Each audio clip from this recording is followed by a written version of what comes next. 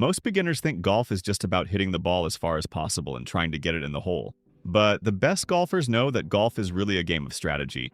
It's like chess, but with clubs and a ball.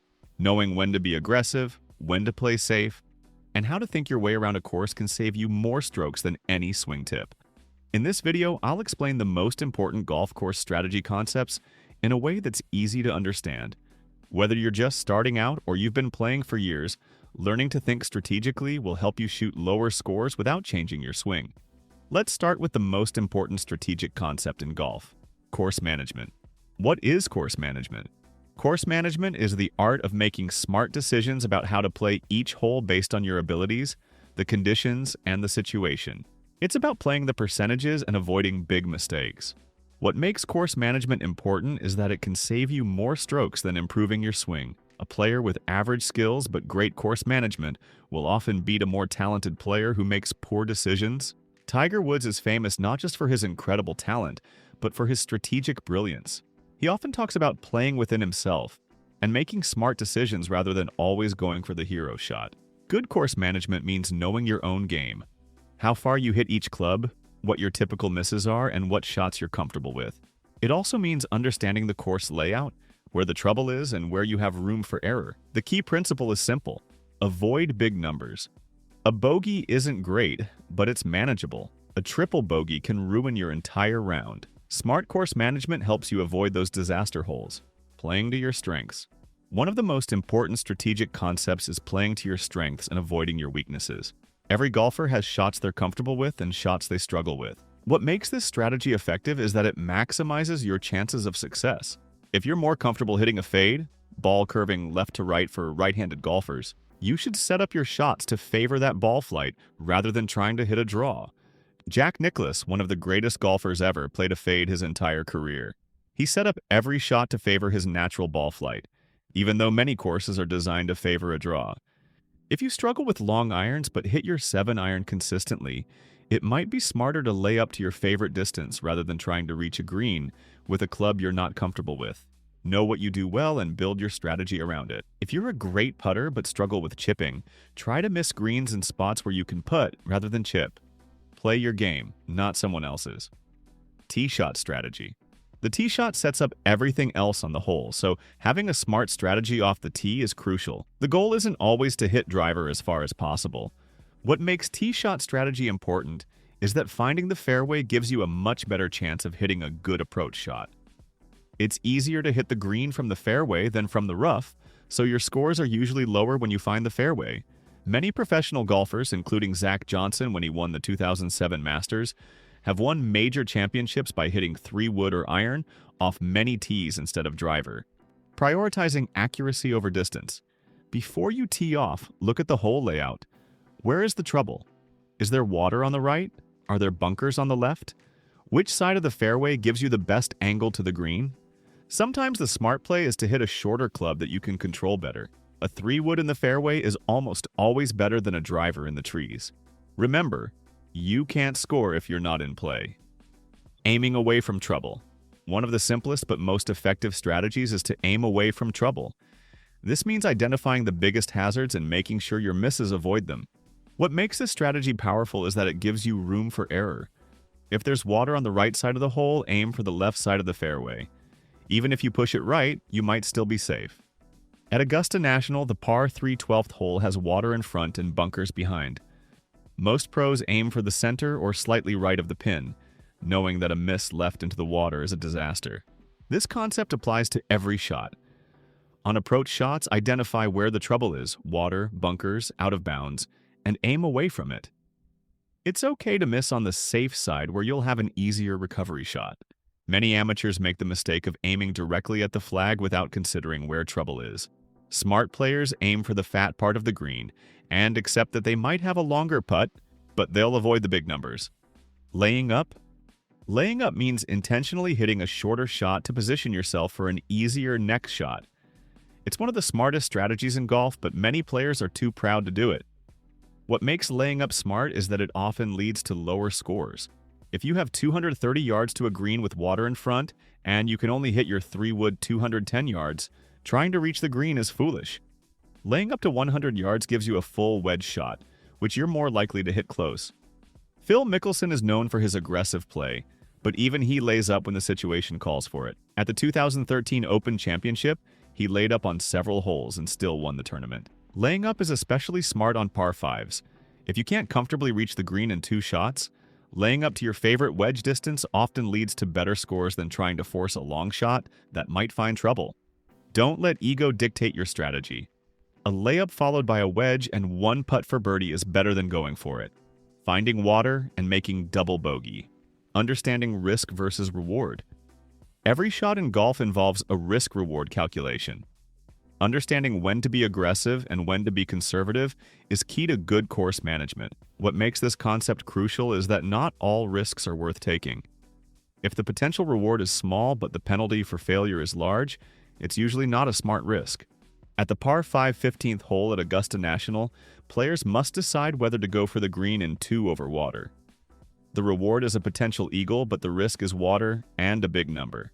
Players consider their position in the tournament before deciding. A good rule of thumb: if you need to hit a perfect shot to pull it off, it's probably not worth the risk. If you can hit a decent shot and still succeed, the risk might be worth it. Consider the situation too. If you're in a match and need to make up ground, taking more risks makes sense. If you're protecting a lead, playing conservatively is smarter. Adjust your strategy based on the situation. Club selection strategy. Choosing the right club isn't just about distance. It's about giving yourself the best chance for success on the next shot. What makes club selection strategic is that sometimes the right club isn't the one that reaches the green.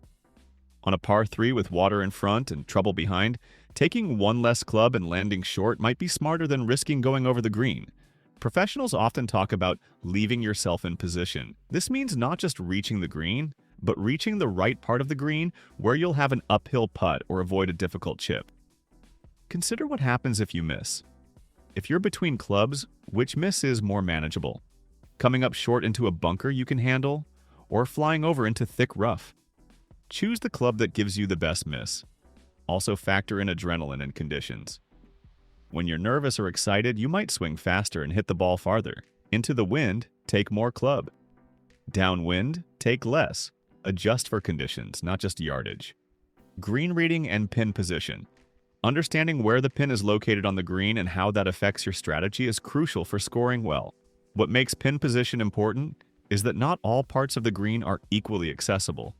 A pin tucked behind a bunker on the right side of the green is much harder to attack than a pin in the middle of the green. Professional tournaments often have sucker pins, pins placed in difficult locations that tempt aggressive players into making mistakes. Smart pros often aim for the center of the green on these holes. When the pin is in a difficult location, near water, behind a bunker, on a severe slope, the smart play is often to aim for the middle of the green and accept a longer putt. When the pin is accessible, you can be more aggressive. Also consider the slope of the green. It's much easier to put uphill than downhill, so try to leave yourself below the hole when possible. Missing on the low side of the green often leads to difficult downhill putts or chips. Par 3 strategy. Par 3s require a different strategic approach than other holes because you're hitting directly to the green with your first shot. What makes par 3 strategy unique is that there's no layup option. You're committed to hitting the green or dealing with a recovery shot. This makes club selection and target selection crucial. On par 3s, the middle of the green is almost always the smart target. Even if the pin is tucked in a corner, aiming for the middle gives you the most margin for error and still leaves you with a makeable putt. Consider the trouble around the green. If there's water on the right, aim left center. If there are bunkers short, take enough club to clear them. The worst miss on a par 3 is usually short. You'd rather be long with a chip back than short in a hazard. Many amateurs make the mistake of always aiming at the flag on par 3s. Smart players aim for the safe part of the green and accept that they might have a 30-foot putt. A 2-putt par is a good score on a difficult par 3. Par 4 strategy. Par 4 make up the majority of holes on most courses, so having a solid strategy for them is essential for scoring well. What makes par 4 strategy important is that these holes offer the most variety. Some are short and reachable, others are long and challenging. Your strategy should adapt to the specific hole. On shorter par 4s, under 350 yards, consider whether driver is necessary. Sometimes a 3-wood or hybrid off the tee leaves you with a full wedge shot, which might be easier to control than a half wedge from closer. On longer par 4s, over 450 yards, accept that par is a good score. Don't try to force shots you're not capable of hitting. If you need 2 good shots plus 2 putts to make par, that's okay. That's what the hole is designed for. The key strategic question on par 4s is, where do I want to hit my approach shot from? Work backward from the green. If the green is easier to approach from the right side, aim for the right side of the fairway with your tee shot. Par 5 strategy.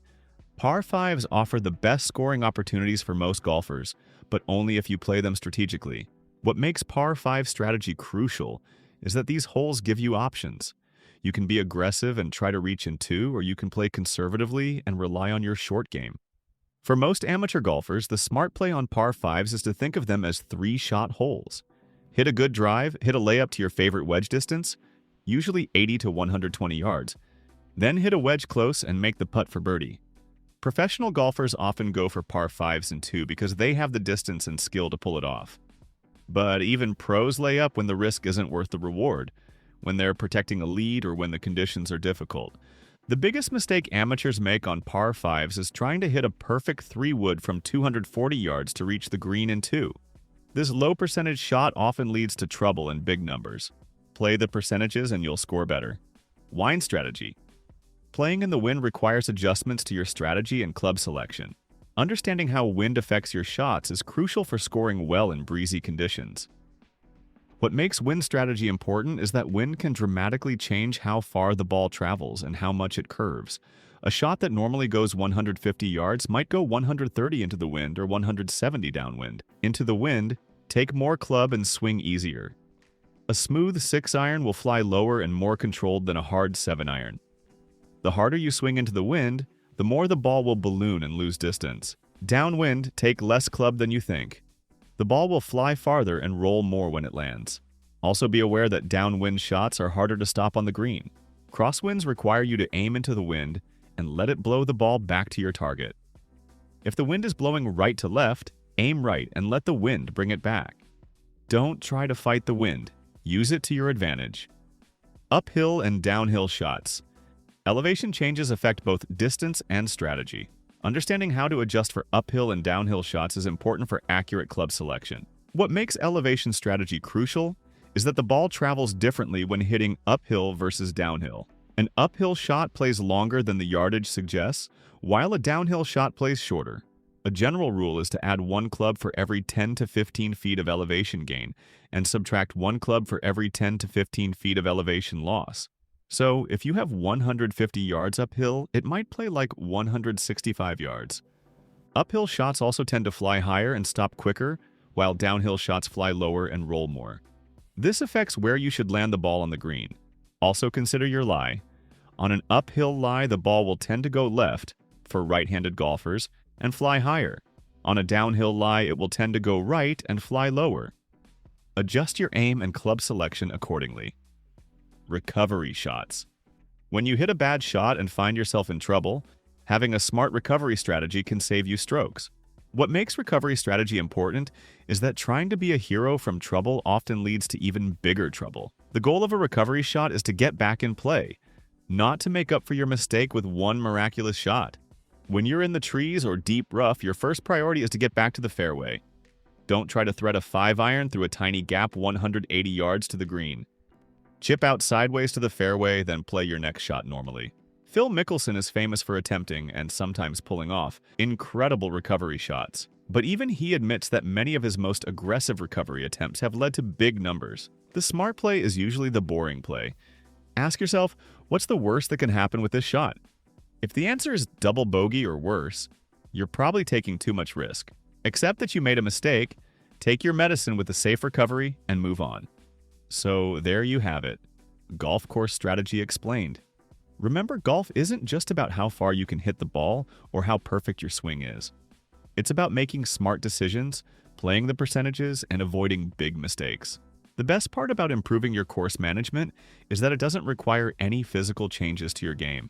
You can start shooting lower scores immediately just by thinking more strategically about how you play each hole. Don't try to play like the pros you see on TV. Play your game, Know your strengths and weaknesses and make smart decisions. As you play more golf, you'll develop better instincts for course management. You'll learn which risks are worth taking and which aren't. You'll understand your own game better and make decisions that give you the best chance for success. Hit that like button if this helped you understand golf course strategy better, and I'll see you on the course.